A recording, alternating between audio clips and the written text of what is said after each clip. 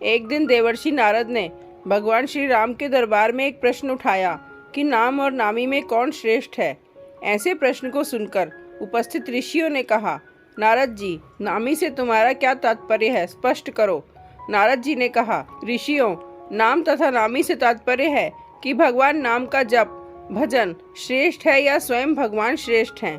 नारद जी की बात सुनकर ऋषियों ने हंसकर कहा, अरे नारद, तुमने ये कैसे बच्चों जैसा प्रश्न किया है। निश्चय ही भगवान श्रेष्ठ है, क्योंकि उन्हीं के नाम का तो जप किया जाता है। नारद ने कहा, नहीं, आपकी ये धारणा ठीक नहीं है। मेरे विचार से भगवान से बढ़कर उसका नाम है। भक्त को भगवान के नाम के जप से ही शक्ति मिलती है, क्योंकि नाम के भजन के बिना भगवान कहाँ कृपा करते हैं। पर यह बात सबने आसानी से स्वीकार नहीं की, तो नारद ने कहा, अपने मत की प्रतिष्ठा के लिए मैं इसे उचित समय पर प्रमाणित करूंगा।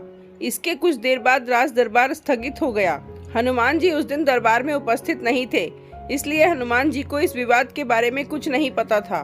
दूसरे दिन राज दरबार लगने से पहले नारद ने हनुमान जी को बुलाया और कहा, हनुमान, राज दरबार में जाने पर तुम श्री राम और उपस्थित ऋषियों को विनय पूर्वक प्रणाम करना, पर विश्वामित्र को प्रणाम मत करना। वे भले ही ऋषि का चोला धारण किए हैं, पर हैं तो क्षत्रिय ही।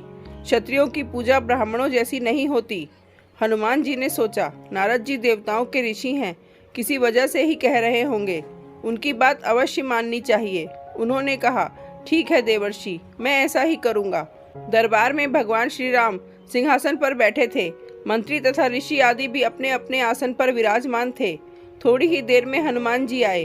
भगवान श्री राम के चरणों में प्रणाम किया, फिर ऋषियों का चरण स्पर्श कर प्रणाम किया, लेकिन उन्हीं के बीच बैठे विश्वामित्र जी को ना तो प्रणाम किया और ना ही किसी प्रकार का आदर भाव दिखाया।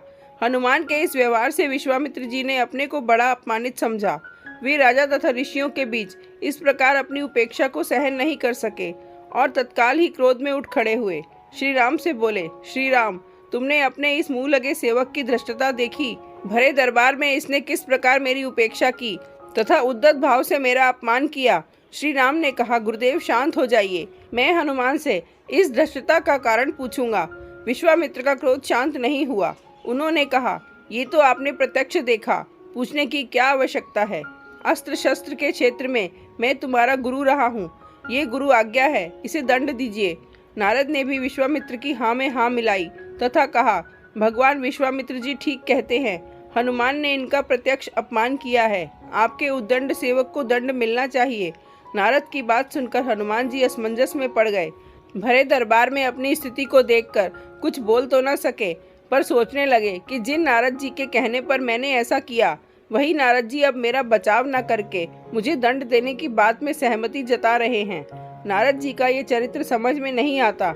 इधर की उधर लगाना और दो लोगों के बीच भ्रम पैदा करके उन्हें लड़ाने में इन्हें कौन सा आनंद आता है।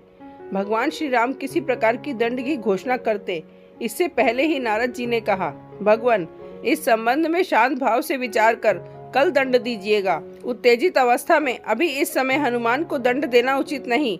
सबने इस सुझाव को स्वीकार किया और सभा स्थगित हो गई। रात को हनुमान नारद जी के पास आए और कहा, देवर्षि, आप ये कौन सा खेल खेल रहे हैं? मेरा वध करवाकर आपको क्या मिलेगा? मैंने तो जो कुछ भी किया है वो आपकी आज्ञा से ही किया है। नारद जी ने हंसकर कहा, हनुमान जी, निराश मत हो, चिंता मत करो। मेरे कहने से तुमने जो किया है उसके लिए दिए जाने वाले दंड से तुम्हारा कुछ नहीं बिगड़ेगा। तुम्हें दंड मिलेगा, पर तुम्हारा बाल भी बांका नहीं होगा। मैं जैसे कहता हूँ बस अब कल भी वैसे ही करना।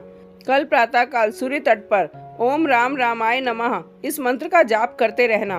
कोई कुछ कहे तुम कुछ मत सुनना, बस ये मंत्र प्रेम भाव से जपते रहना। प्रातः हुई।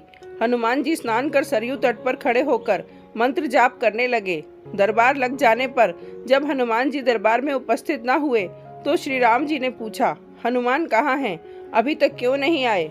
विश्वामित्र जी ने कहा, आज आप दंड देने वाले थे, शायद इसीलिए डरकर नहीं आए। नारद ने कहा, मैंने अभी थोड़ी देर पहले उनको सरयू के तट पर स्नान ध्यान करते हुए देखा है। भगवान राम ने कहा, ये हनुमान की एक और उद्दंडता है, हम स्वयं तट पर जाकर वहीं हनुमान को दंडित करेंगे। राम विश्वामित्र ऋषियों तथा मंत्रियों के साथ सरयू तट पर हनुमान जी को दंड देने के लिए पधारे। श्री राम अपने भक्त को बार बार करुणा भरी दृष्टि से देखते तथा सोचते कि अपने दुर्दिन के साथी ऐसे परम भक्त पर कैसे बाण चलाएं। उधर गुरु विश्वामित्र के कोप का डर भी उन्हें सता रहा था। गुरु की मर्यादा की रक्षा करने के लिए उन्होंने हनुमान को दंड देने का निश्चय किया। श्री राम ने धनुष पर बाण चढ़ाए और हनुमान को लक्ष्य बनाकर बाण छोड़ दिए। अरे ये क्या!